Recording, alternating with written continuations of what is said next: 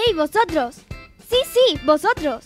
¿Sabéis que podéis conseguir un Active Panel de Promethean? ¿Ah, sí? ¿En serio? ¿Y cómo? Eso, ¿y cómo? Tranquilos, porque os voy a explicar para qué sirve un Active Panel. No, tía, es Active, con V. Digo, Active Panel. Eso, con V.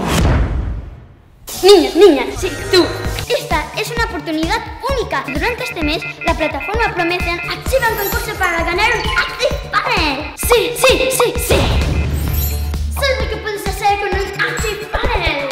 ¿Puedo utilizar Active Panel como si fuera una tablet? Con Active Panel puedes.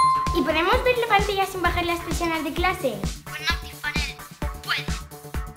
¿Y puedo bloquear la cuenta de mi profesor para no avanzar en la materia que estamos dando? ¿Qué estás diciendo? No puedes hacer eso.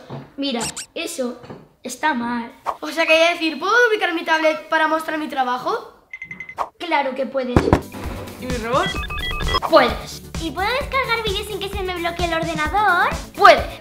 ¿Y aplicaciones? Puedes. ¿Puedo conectarme al Active Panel con mi tablet para hackear la cuenta de mi profesor? No puedes. ¿Qué tipo de alumno eres? Con razón, lo suspendes todo. Perdón, señor.